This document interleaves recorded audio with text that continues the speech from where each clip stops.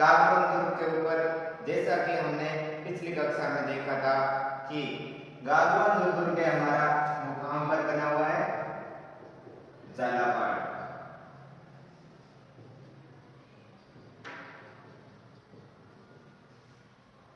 इससे पहले हमने 5-7 दुर्गों के ऊपर चर्चा कर ली है और कंटिन्यू आगे हम देखते हैं। 10-12 कक्षाएं होंगी हमारी इस दुर्ग के टॉपिक पर, ठीक है। तो आप निश्चित रहे, कोई भी सवाल ऐसा नहीं होगा जो हमारे पढ़ाए हुए के अंदर से बाहर निकल जाए, ठीक है। तो आप कंटिन्यू बने रहें। और सबसे पहले तो आज भारतीय वायुसेना दिवस की हार्दिक शुभकामनाएं। आज 8 दिसंबर को कौन सा दिवस है, भारतीय वायुसेना दिवस है, भारतीय वायुसेना दिवस, ठीक है।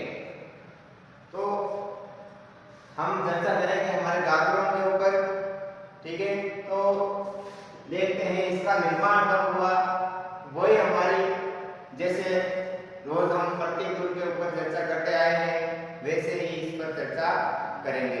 तो गागरोन का दुर्ग है वो हमारे झालावाड़ में स्थित है।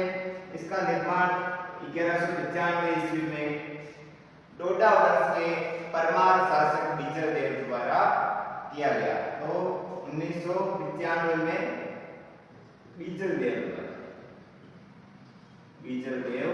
जो ये कौन था, बीजलदेव डोडा वंश का परमार शासक था। इसी कारण इस गागरोन दुर्ग को डोडगढ़ भी कहते हैं। हम इसके उपनाम पर चर्चा करेंगे कि इसके उपनाम क्या क्या है। तो होंगे, इसका एक नाम होगा डोडगढ़, एक होता है शाहगढ़, दुलरगढ़, ऐसे उपनाम भी है इसके, ठीक है। तो देखते हैं इसका प्रवेश द्वार कौन सा है।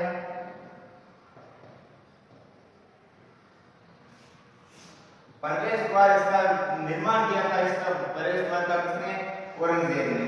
और इसका जो मुख्य प्रवेश द्वार है ये किस नाम से जाना जाता है, बुलंद दरवाजा,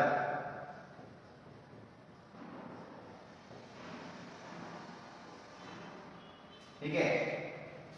अब हम देखते हैं ये इसका निर्माण करवाया था औरंगजेब ने। किसने करवाया, औरंगजेब ने, औरंगजेब। तो देखते हैं और क्या क्या इसकी विशेषता है। इसकी श्रेणी देखते हैं, कौन सी श्रेणी का दुर्ग है। तो ये किस श्रेणी का दुर्ग है भाइयों, ये है हमारे जल दुर्ग। कौन सी श्रेणी का, जल या अवधूत। कौटिल्य और सुप्रमिति ने अलग अलग श्रेणियों में दुर्गों को बांटा है, ये हमने चर्चा कर ली है। तो ये जल श्रेणी का दुर्ग है।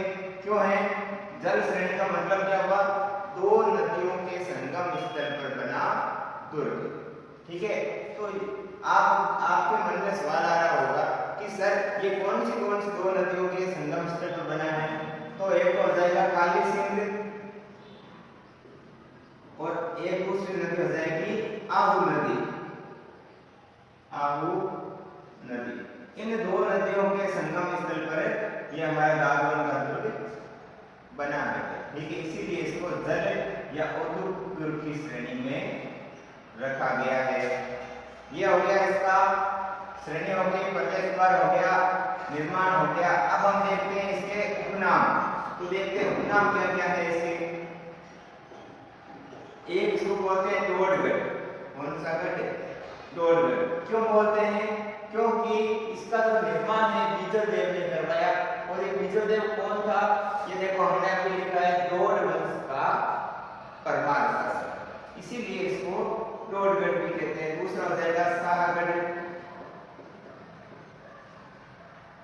ठीक है। तीसरा हो जाएगा दुलरगढ़। एक और है, इसका नाम गीतगढ़। ये गीतगढ़ नाम क्यों पड़ा, क्योंकि इसमें गीतगढ़ नामक पहाड़ी स्थित है। गीतगढ़ पहाड़ी, ये गीतगढ़ पहाड़ी कहां पर है, इस गागरोन के दुर्ग में, इसीलिए इसको गीतगढ़ भी कहा गया, ठीक है। इस गीतगढ़ पहाड़ी की क्या विशेषता है, कि जब भी किसी अपराधी को सजा देते थे तो इस पहाड़ी पर उसको सजा दी जाती थी, इसलिए इसको पढ़ा जाता है। अपराधियों को सजा देने हेतु इसी पहाड़ी का उपयोग होता था। ठीक है, ये देखो विशेषता हो गई हमारी। अगली उपनाम की, इसमें एक मंदिर बना है जिसका निर्माण किसने करवाया? दुर्जन साल द्वारा एक मंदिर बनाया गया जिसको मधुसूदन मंदिर भी कहते हैं। मधुसूदन मंदिर कहाँ स्थित है? बागवान में। निर्माण किसने करवाया? दुर्जन साल। ठीक है, यह हो गया इसका मंदिर। इसमें दो दरगाह बनी है, एक तो मीठे साहिब की दरगाह, और आपको एक बात और बता दूं, ये जो शाहगढ़ नाम है ये इसी आधार पर पड़ा गया क्योंकि यहाँ पर मीठे साहिब की दरगाह बनी है, इसीलिए इसको शाहगढ़ की उपाधि भी दी गई। एक दरगाह और कौन सी? एक तो हो गई मीठे साहिब की, एक हो गई हमामुद्दीन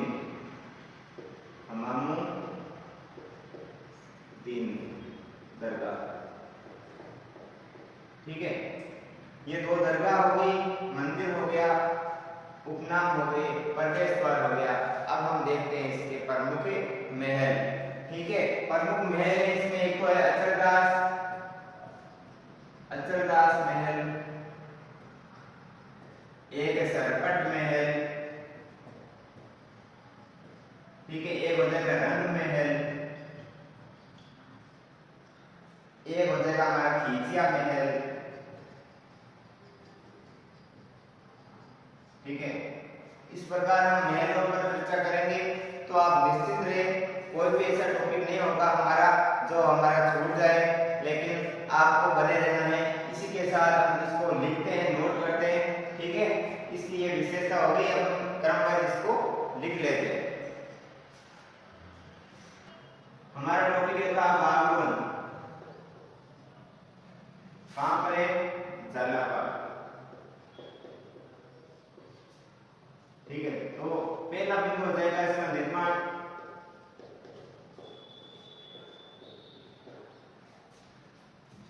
1195 ईस्वी में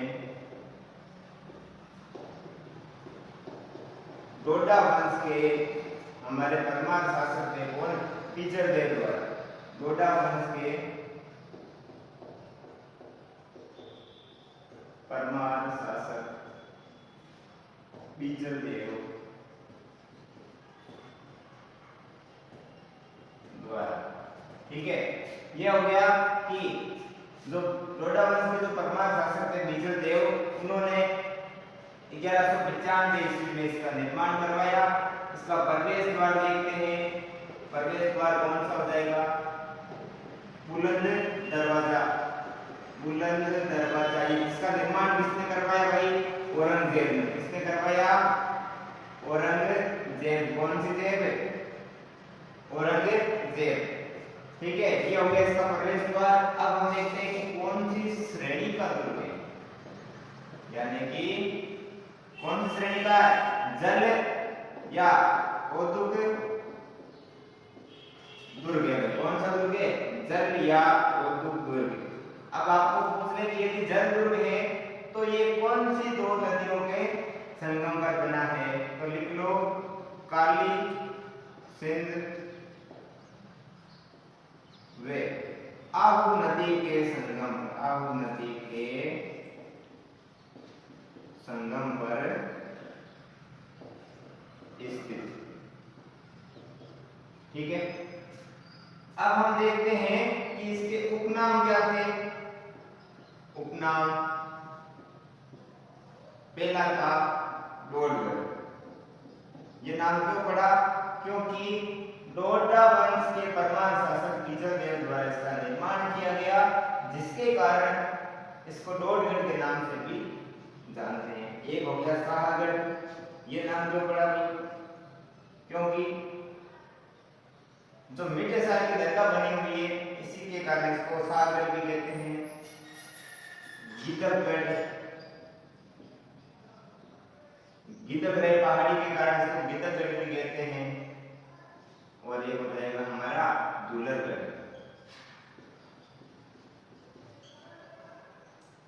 ठीक है, ये हो गया इसका उपनाम। अब हम देखते हैं कि इसका जो प्राचीन नाम था ये क्या था इसका। भाई गागरोन दुर्ग का प्राचीन नाम क्या था? प्राचीन नाम का मतलब हुआ कि इसका नाम गागरोन पढ़ने से पहले इसका क्या नाम था? क्या था? गरगराटपुर। क्या था? गरगराटपुर। और ये जो गागरोन नाम है ये किसने दिया? देवी सिंह खींची ने। ठीक है, इसीलिए लिखते हैं कि इसका प्राचीन नाम क्या था? गरगराट। और जो गागरोन नाम ये किसने दिया? गागरोन नाम देवी सिंह खींची ने दिया। ठीक है, यह हो गया इसके। अब देखते हैं कि इसमें एक मंदिर बना है, मधुसूदन मंदिर। मधुसूदन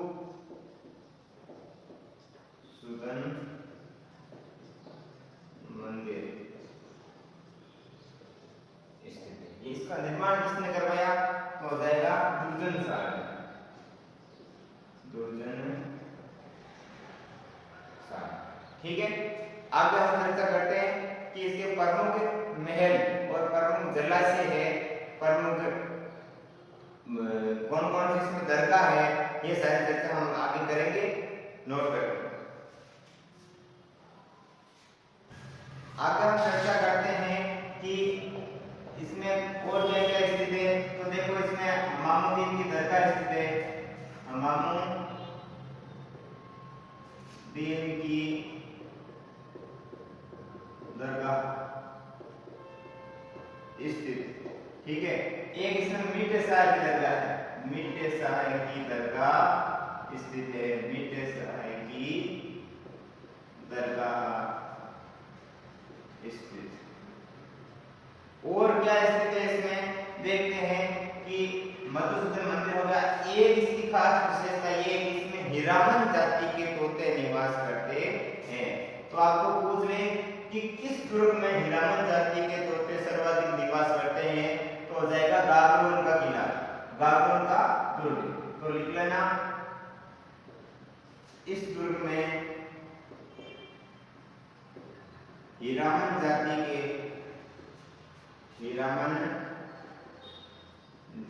के तोते सर्वाधिक निवास करते हैं। तो हो गया हमारा कि हिरामन जाति के तोते सर्वाधिक कहाँ निवास करते हैं? तो हो जाएगा गागरोन का दुर्ग, झालावाड़। अब हम इसमें देखते हैं प्रमुख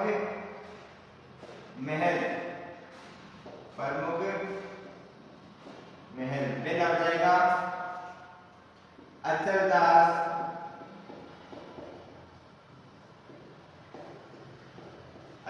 महल। ठीक है, एक है हमारा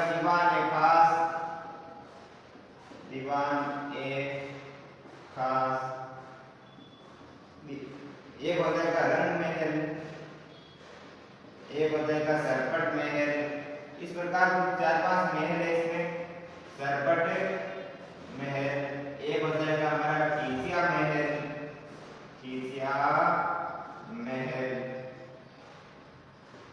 ठीक है, तो ये ज्यादा इंपॉर्टेंट नहीं है हमारे लिए। क्यों नहीं है?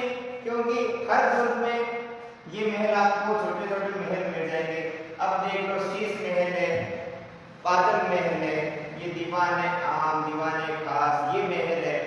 ये लगभग 3-4 दुर्गों में आपको मिल जाएंगे। इसलिए इनमें से क्वेश्चन आपके नहीं बनते। अब क्वेश्चन कहाँ से बनते हैं?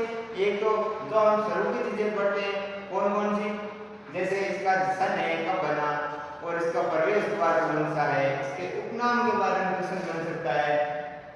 ठीक है, और इसका जो कौन सी श्रेणी का दुर्ग है, ऐसे क्वेश्चन बनते हैं। इसीलिए आपको मैं बार बार बोल रहा हूँ कि ये ज्यादा महत्व नहीं देते आपको।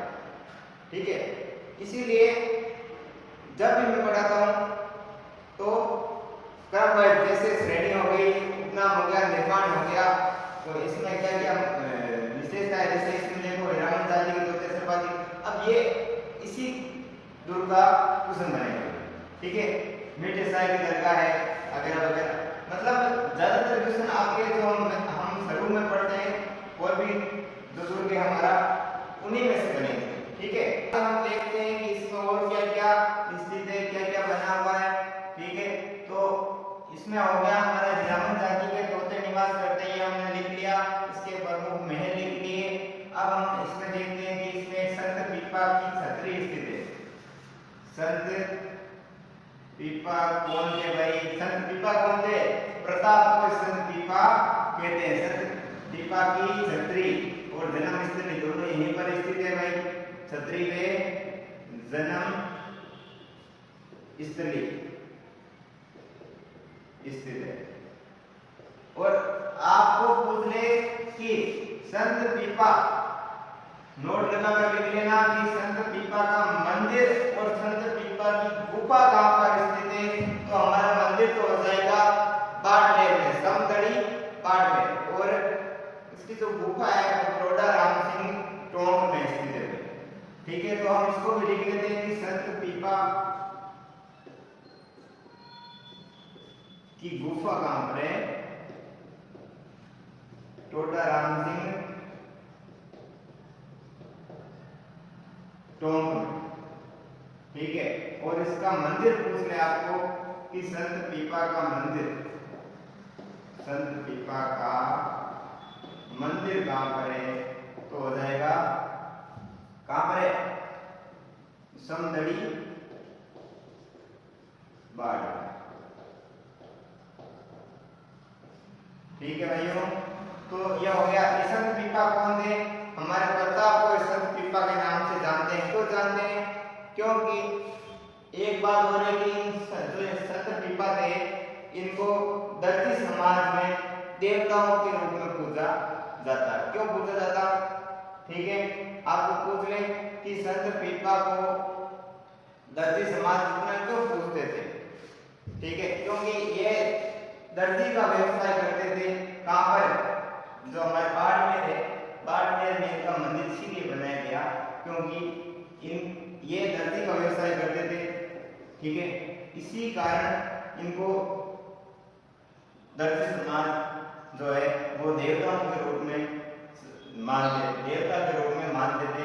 और दर्जी समाज में इनकी, मतलब हम बोलते हैं अपनी भाषा में कि इतनी जो उच्च स्तर पर इनकी जो पहुंच थी और अपना लेन देन का काम है पीना और पिलाना ये काम करते थे, इसलिए इसको पी और पा यानी संत पीपा का दर्जा दिया गया। ठीक है, ये चर्चा हम करते आएंगे। अब हम देखते हैं इसमें और क्या स्थिति है। ठीक है, तो इसका जो परिवर्तित नाम है वो क्या है देखते हैं। परिवर्तित नाम का मुस्ताफाबाद, मुस्ताफाबाद ये किसने दिया? महमूद खिलजी प्रथम। ठीक है, अब हम देखते हैं कि इसमें और क्या है। और जो ये हमारा गागरों का दुर्ग है ये बिना नियम का दुर्ग है। ये दुर्ग बिना नींव का दुर्ग, बिना नींव का दुर्ग। आपको पूछ ले कि कौन सा ऐसा दुर्ग है जिसकी नींव नहीं है, यानी बिना नींव का दुर्ग है। आपको चार ऑप्शन दे दिए, चित्तौड़गढ़, गागरोन, रणथंभौर और सोनारगढ़। तो आपको क्या हो जाएगा? गागरोन। और ये इसका जो परकोटा है वो तिहरा परकोटा है। एक बार लिख लो इसको कि इसका तिहरा परकोटा हो, तिहरा परकोटा है। परकोटा क्या होता है? हमने आपको बताया था कि कोई भी दुर्ग है उसके चारों ओर जो विशाल दीवार बनाई जाती है उसको हम क्या कहते हैं? परकोटा। और इस दुर्ग के जो हमारा गागरोन का दुर्ग है इसके चारों तरफ 3 विशाल दीवारें बनी हुई है। अब एक दीवार हुई तो एक परकोटा हो गया, 2 हो गए तो दोहरा परकोटा, 3 हो गए तो तिहरा परकोटा हो गया। तो जो हमारा गागरोन का दुर्ग है उस पर तिहरा परकोटा बना है। एक थे हमारे शिवदास गार्डन। शिवदास गार्डन का एक ग्रंथ है अचल दास श्री वचनी का, उसमें बताया गया है कि गागरोन दुर्ग में 2 शाखे हुए थे। कौन कौन से? एक तो हुआ था हमारा 1423 में, एक हुआ था 1444 में। 1423 में हमारे शासक थे गागरोन के, तो कौन थे? गागरोन शासक थे अचल दास। और जो 1444 था उसमें गागरोन के शासक थे पलहंसी। ठीक है, तो लिख लो कि शिवदास गार्डन इनका ग्रंथ था कौन सा? सीधे लिख लो ग्रंथ कौन सा था? अचल दास श्री वचनी का। अचल दास श्री वचनी का, उसमें ग्रंथ अचल दास श्री वचनी का में 2 शाखे में इस दुर्ग के अंदर 2 शाखे बताए गए। 2 शाखे बताए। एक प्रथम शाखा था हमारा, प्रथम शाखा कब हुआ? 1423 में। किसका शासन था? गागरोन शासक। गागरोन शासक कौन थे? अचल दास। ठीक है, और दूसरा शाखा है वो कब हुआ? दूसरा शाखा कब हुआ भाई? 1444 में। उसमें शासक कौन था? पलहंसी। पलहंसी। ये हो गया भाई इसके प्रमुख शाखे। हमने गागरोन दुर्ग के ऊपर लगभग सारी चर्चा कर ली है। ठीक है, प्रमुख मंदिर हो गए, मधुसूदन मंदिर हो गया, मीठे साहब की दरगाह हो गई, हमारे हमामुद्दीन की दरगाह हो गई, पिपाजी महाराज हो गए, और क्या देखा? पिपा की गुफा कहां पर है? टोडा राम सिंह प्रमुख में मंदिर हो गया समगढ़ी बाड़मेर में। और ये दुर्ग जो है बिना नींव का दुर्ग है, और इसका परकोटा कैसा है? तीरा परकोटा बना है। और शिवदास गार्डन का ग्रंथ था अचल दास श्री वचनी का, उसमें 2 शाखे बताए गए, एक तो 1423 में और एक 1444 में। इस समय शासक था पलहंसी और 23 में शासक कौन था? अचल दास। ठीक है, ये हो गया हमारा गागरोन का दुर्ग। अब हम चर्चा करेंगे आगे कि रणथंभौर का दुर्ग। ये हमारा गागरोन का दुर्ग है, ये विश्व विरासत में शामिल किया गया। विश्व विरासत में 21 जुलाई 2013 को इस दुर्ग को भी विश्व विरासत में शामिल किया गया। ठीक है, आगे हम चर्चा करते हैं हमारे रणथंभौर पर। तो एक बार नोट कर लो। तो दोस्तों आगे हम चर्चा करते हैं हमारे रणथंभौर पर। ये हो गया रणथंभौर। ये कहां पर बना है? सवाई माधोपुर। सवाई माधोपुर। ठीक है, रणथंभौर पर चर्चा करने से पहले हम आपको बता देते हैं कि इसका निर्माण इसमें अभी भी झोल है कि कोई इतिहासकार तो बताता है कि 8वीं सदी में हुआ, कोई बताता है 9वीं सदी में। 8वीं सदी में इसका निर्माण रंतिदेव द्वारा, 8वीं सदी में तो रंतिदेव द्वारा बताया जाता है। और 9वीं सदी में चौहान शासक थे हमारे रणथान। कौन थे? चौहान शासक। चौहान शासक रणथान, इनके द्वारा इसका निर्माण बताया जाता है। तो आप दोनों याद रखेंगे, लेकिन आप बोलोगे सर यदि दोनों ऑप्शन मांगे तो सबसे करेक्ट होगा हमारा 9वीं सदी में चौहान शासक था रणथान, उसके द्वारा इसका निर्माण सही माना जाता है। दोनों सही है, लेकिन यदि दोनों ऑप्शन में आ जाए तो हमको ये 9वीं सदी वाला सही करना है। ठीक है, अब हम देखते हैं कौन सी श्रेणी का है। तो ये गिरी, एरन और वन, ये तीनों श्रेणी का दुर्ग है। आप बोलोगे ऐसा कैसे सर? तो गिरी श्रेणी का इसलिए क्योंकि ये चारों पहाड़ियों, 7 पहाड़ियों से घिरा हुआ दुर्ग है। ठीक है, और ये मुख्य किस पहाड़ी पर स्थित है? थंब पहाड़ी पर। कौन सी पहाड़ी पर है? थंब पहाड़ी पर। ठीक है, तो एक बार लिख लेते हैं इसको छोटा सा, पूरी डिटेल बाद में लिखेंगे। श्रेणी कौन सी हो जाएगी? गिरी, एरन और वन। 7 पहाड़ियों पर स्थित है। कितनी पहाड़ियों पर? 7 पहाड़ियों पर। मुख्य किस पहाड़ी पर स्थित है? थंब पहाड़ी पर। गिरि का क्या मतलब होता है? गिरि दुर्ग क्या मतलब हुआ? यानी कि वे दुर्ग जो पहाड़ियों पर स्थित दुर्ग होते हैं उनको गिरि श्रेणी में रखा गया है। एरन का मतलब हुआ कि वे दुर्ग जहां पर पहुंचने का मार्ग कैसा हो? कठिन हो। ठीक है, इस रणथंभौर के दुर्ग पर जब आप चढ़ोगे तो इसका मार्ग अत्यधिक कठिन है, इसीलिए इसको एरन की श्रेणी में भी रखा गया है। अब रहा हमारा वन दुर्ग। इसके चारों तरफ विशाल वन है, मतलब ये जो हमारा दुर्ग है ये वन में स्थित है, यानी घना जंगल है इसके चारों तरफ, इसीलिए इसको वन दुर्ग की श्रेणी में भी रखा गया है। हो गए तीनों। अब हम देखते हैं इसका प्रवेश द्वार। प्रवेश द्वार हमने अभी चर्चा करी गागवन का प्रवेश द्वार था बुलंद दरवाजा। ठीक है, इसका प्रवेश द्वार कौन सा है? इसका प्रवेश द्वार कौन सा है? नौलखा दरवाजा। नौलखा दरवाजा। ठीक है, ये हो गया इसका प्रवेश द्वार और इसका श्रेणी हो गई, तीनों श्रेणियां हो गई इसकी। अब हम देखते हैं कि इसका उपनाम क्या है।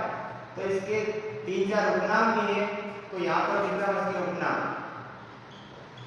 उपनाम क्या होता है? एक चित्तौड़गढ़ का छोटा भाई। इसका छोटा भाई? चित्तौड़गढ़ का छोटा भाई।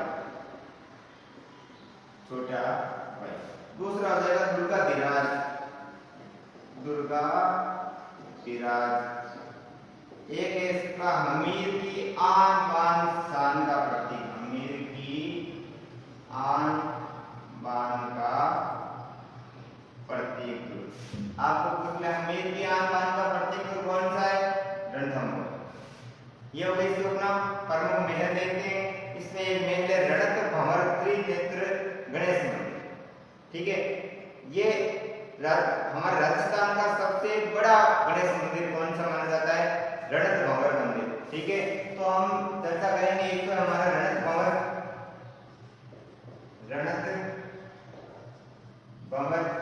दूसरा हो जाएगा शिव मंदिर। एक है इसमें शाकंभरी माता मंदिर। शाकंभरी माता मंदिर। ठीक है, ये हो जाएंगे इसके 3-4, 1-2 और होंगे, लेकिन ये हो गए इसके प्रमुख महल। अब प्रमुख मंदिर। अब देखते हैं इसके प्रमुख महल। इसमें एक सुपारी महल है, एक इसमें हमारे जोरा भरा महल है, एक इसमें जोगी महल है, एक हमीर महल है। ये 3-4 इसके प्रमुख महल हो गए। जलाशय इसमें गुप्त गंगा भी बहती है। इतिहासकार कहते हैं कि इसकी जमीन से जो पहले प्राचीन समय में इसकी जमीन से पानी का रिसाव होता था, यानी पानी निकलता था इसमें। तो इतिहासकारों का कहना है कि इसकी जमीन के नीचे गंगा का बहाव है, गंगा बहती है, इसीलिए हम पढ़ते आए हैं कि इसमें गुप्त गंगा भी बहती है। इसमें सपना बावड़ी बनी है, पद्मला तालाब है, रानी हाड़ा तालाब है। ये हम चर्चा करेंगे भाई। ये हो गई इसके मुख्य बातें, मैंने आपको समझा दी। अब हम इसको क्रम वाइज देखते हैं। ठीक है, तो हेडिंग लगा लेना रणथंभौर।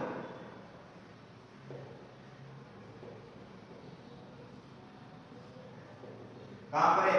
सवाई माधोपुर। सवाई माधोपुर। सवाई माधोपुर में हमारा रणथंभौर स्थित है। पहले देखो निर्माण। निर्माण कहां हो जाएगा? एक तो बताते हैं 8वीं सदी।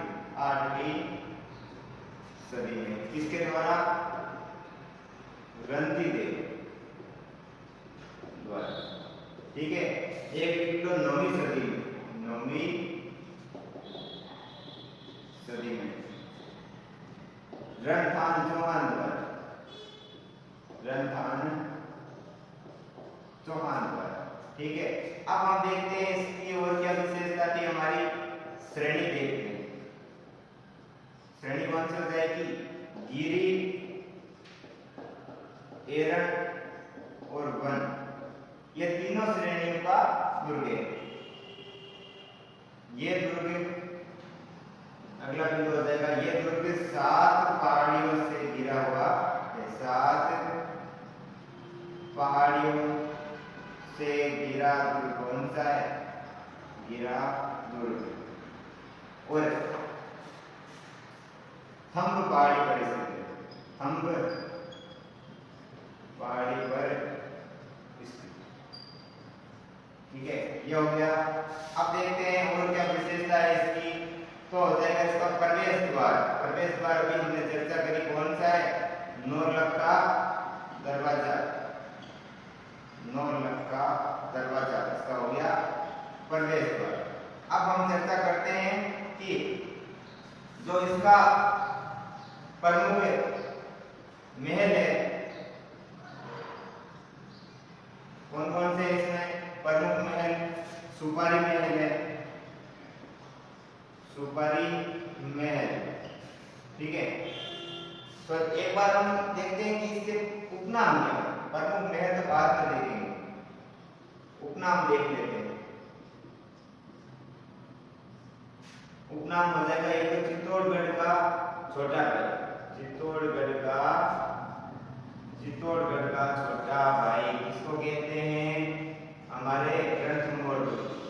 ठीक है, और क्या हो जाएगा, एक हो जाएगा दुर्गा विराज, दुर्गा विराज। एक हो जाएगा हमारा हमीर की आन बान का प्रतीक, हमीर की आन बान का प्रतीक। ठीक है, ये हो गया हमारा रणथंभौर। ठीक है, पर्याप्त समय नहीं मिलने के कारण हमारी इस चर्चा को आगे करेंगे। रणथंभौर अभी हमारा खत्म नहीं हुआ है, अभी तो हमने शुरू किया है, आगे हम इसको और पढ़ेंगे, आगे अगली कक्षा में पढ़ेंगे भाई। ठीक है, बने रहने के लिए धन्यवाद।